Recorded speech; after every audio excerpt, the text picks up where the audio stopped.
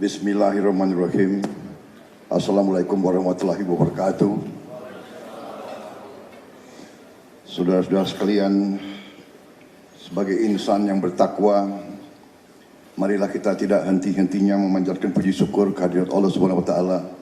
Kita masih diberi nafas, masih diberi kesehatan, dapat berkumpul di ruangan yang baik ini untuk suatu acara yang mulia, yaitu silaturahmi dan doa bersama dalam rangka memperingati 19 tahun bencana tsunami di Aceh dan perdamaian di bumi Aceh yang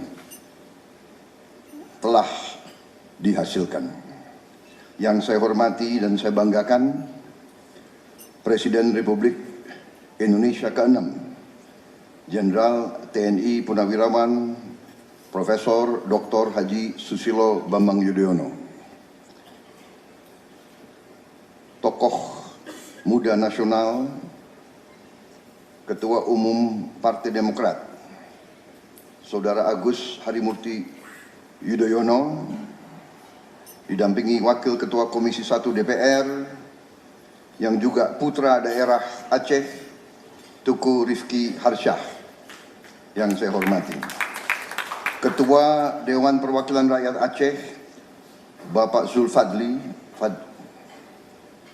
para ulama Abu Walid Abon Abi Tengku dari 23 kabupaten kota se-Aceh yang saya hormati dan saya banggakan.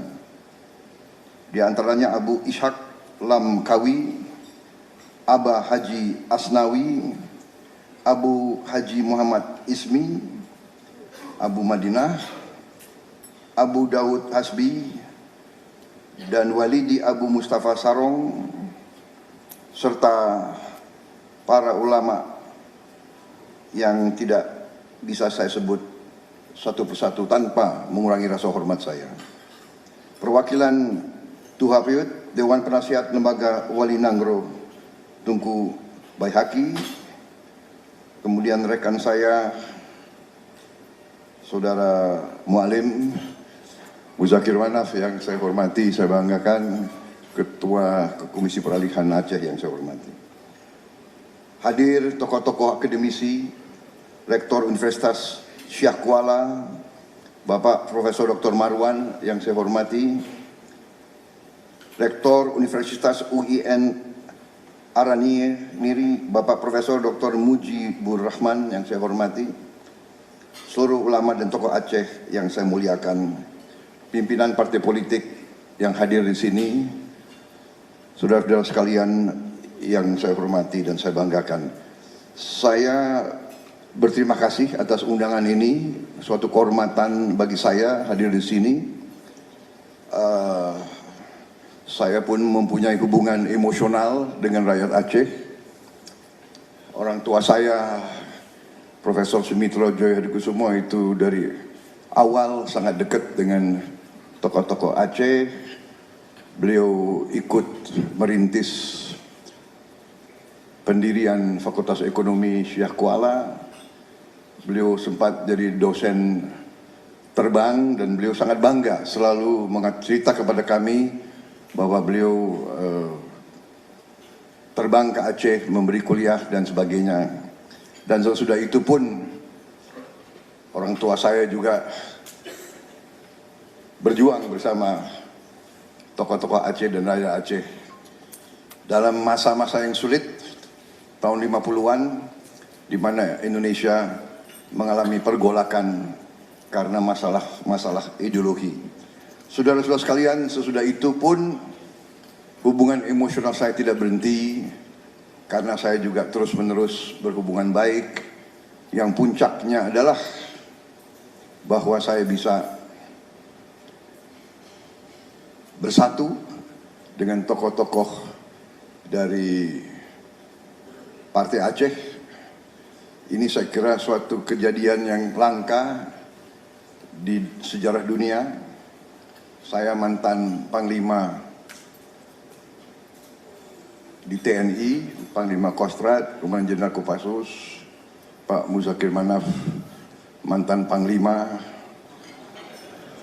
pasukan Aceh. Kok kita bisa bersatu? Ini yang di luar pemikiran banyak orang kalau dibuka sejarah dunia ini susah, Pak SBY, mungkin langka. Saya pun tidak mengerti kok bisa terjadi begitu.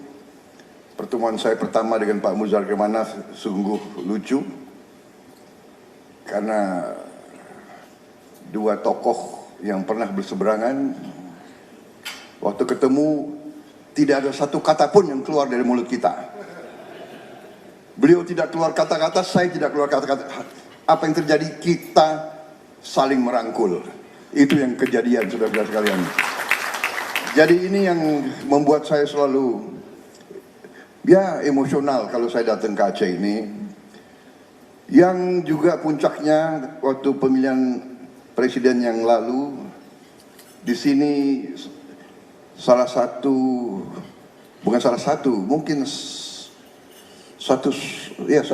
yang saya mendapat dukungan yang paling besar di Aceh ini, luar biasa. Dan saya harus minta maaf bahwa saya sudah kalah.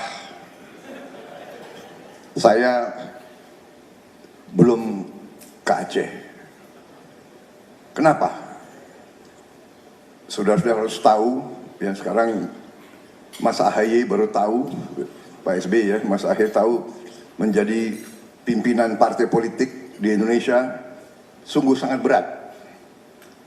Apalagi kalau tidak dalam posisi berkuasa, ya kan? Biayanya luar biasa, benar nggak Mas AHY? Ya? Jadi apalagi kalah. Kalau sudah kalah ya kalah segala-galanya, ya kan? Alias kalau bahasa orang Jakarta, bokek. Jadi kita, karena siapa yang mau dukung pihak yang kalah dan sebagainya. Tetapi selalu dalam hati saya sama dengan Pak SBY, saya berpikir bagaimana saya bisa balas budi rakyat Aceh. Itu pemikiran saya. Jadi waktu saya Menteri Pertahanan, saya sudah merencanakan, dan saya setiap kali di Jakarta berurusan dengan tokoh-tokoh Aceh, saya berusaha di DPR bagaimana bisa membantu rakyat Aceh, masalah tanah dan sebagainya. Dan sebetulnya saya sudah menyiapkan anggaran, saya sudah merencanakan untuk membangun sebuah politeknik unggulan di Aceh. Jadi tadinya saya ingin groundbreakingnya sekarang ini, tapi memang masih memerlukan proses. Tapi itulah, sebagai seorang pimpinan, yaitu merasa dalam posisi pemimpin, kita merasa kalau datang tanpa membawa suatu ucapan nyata sebagai balas budi, rasanya malu. Jadi saya minta maaf, saya ingin datang dengan memberi sesuatu sebagai ungkapan balas budi saya kepada rakyat Aceh. Itu yang ingin saya lakukan.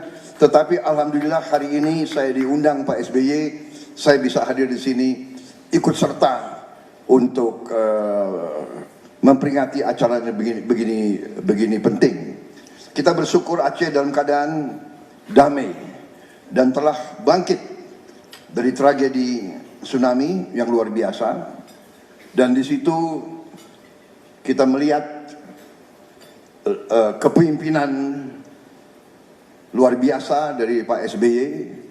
Waktu itu beliau kalau tidak salah baru menjabat presiden, saya kira belum sampai 1 tahun Pak. 2 bulan Pak. 2 bulan sudah dihadapi dengan krisis yang luar biasa. Tadi bukan krisis Indonesia, krisis dunia. Tapi alhamdulillah beliau bisa mengatasi, memimpin semua usaha, suatu pekerjaan yang luar biasa, ya. Dan kita merasakan sekarang hasil dari leadership beliau. Itulah dikatakan prestasi kebaikan seorang pemimpin baru akan diketahui sebenar-benarnya sesudah beliau tidak berkuasa lagi. Dan ini saya kira yang kita lihat sekarang, peran Pak SBY, jasa-jasa beliau tidak untuk Aceh saja tapi untuk seluruh Indonesia, mulai rakyat merasakan. Karena saudara-saudara sekalian, perdamaian bukan suatu hadiah, bukan ibarat suatu buah yang jatuh dari pohon. Perdamaian adalah usaha yang sangat sulit.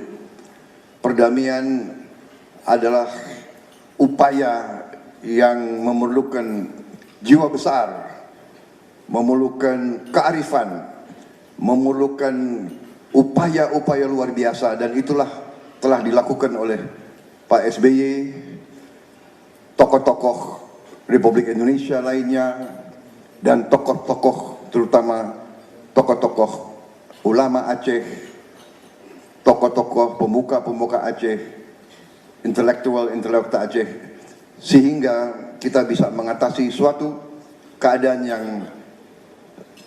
tidak ringan juga, di mana pengaruh-pengaruh asing pun terasa. Dan kita sekarang, bapak-bapak sekalian, saya juga ingin mengajak kita semua untuk sejenak nanti mengenang semua yang telah berkorban untuk Indonesia, untuk Aceh, dan terutama sekarang saudara-saudara kita di Palestina yang sedang mengalami suatu cobaan luar biasa, serangan yang tidak henti-hentinya, suatu bisa dikatakan serbuan di luar batas-batas kemanusiaan yang sepatutnya membawa kita untuk mengingat bahwa kita harus bersatu. Kita harus bersatu. Kalau kita sendiri-sendiri, kita mudah untuk dipermainkan, dan kita mudah untuk ditindas oleh kekuatan-kekuatan yang besar. Ibarat lidi sendiri-sendiri mudah dipatahkan, sapu lidi akan kuat. Sama, kita harus bersatu, kita harus kuat. Suatu bangsa yang terpecah-pecah, suatu bangsa yang tidak kuat akan ditindas. Ini hukum sejarah. Apalagi kita Nusantara sungguh sangat kaya. Tidak ada pihak yang kaya yang bisa mempertahankan kekayaannya kalau dia tidak kuat. Dan Aceh merupakan kekuatan bagi keluarga besar Republik Indonesia.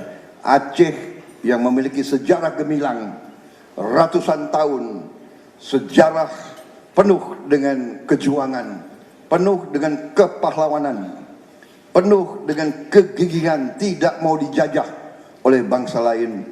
Ini adalah kekuatan untuk kita. Kita ingat Republik Indonesia, rakyat Aceh yang pertama bergabung sama Republik Indonesia, rakyat Aceh yang pertama mengumpulkan uang, emas, kekayaan rakyatnya untuk membeli pesawat pertama milik Republik Indonesia. Ini semua menunjukkan Aceh adalah aset yang kita sangat perlukan dalam keluarga besar Republik Indonesia, keluarga besar Nusantara. Jadi saya kira saya tidak akan lebih lama bicara. Saya hanya ucapkan terima kasih kepada Presiden SBY mengundang saya, mengajak saya, dan juga terima kasih kepada ulama-ulama perwakilan yang tadi mendoakan saya. Saya berjanji tidak akan lupa rakyat Aceh, tidak akan lupa perjuangan rakyat Aceh. Ini kehormatan bagi kita. Tidak boleh kita sekali-sekali lupa jasa, perjuangan, sumbangan siapapun, apalagi perjuangan dan sumbangan yang begitu besar untuk kita bersama. Saya ucapkan selamat kepada semua tokoh-tokoh Aceh dan hal-hal yang masih merupakan kekurangan, hal-hal yang masih harus kita lengkapi dan kita kejar dan kita penuhi dalam semua perjanjian yang sudah dilaksanakan oleh pemerintah Republik Indonesia. Insya Allah pemerintah yang akan datang akan berjuang keras untuk memenuhinya. Terima kasih. Minta maaf kalau ada kata-kata saya yang kurang berkenan. Hanya saya ingin sampaikan bahwa hati saya penuh dengan cinta dan hormat kepada rakyat dan perjuangan Aceh. Wassalamualaikum warahmatullahi wabarakatuh. Terima kasih.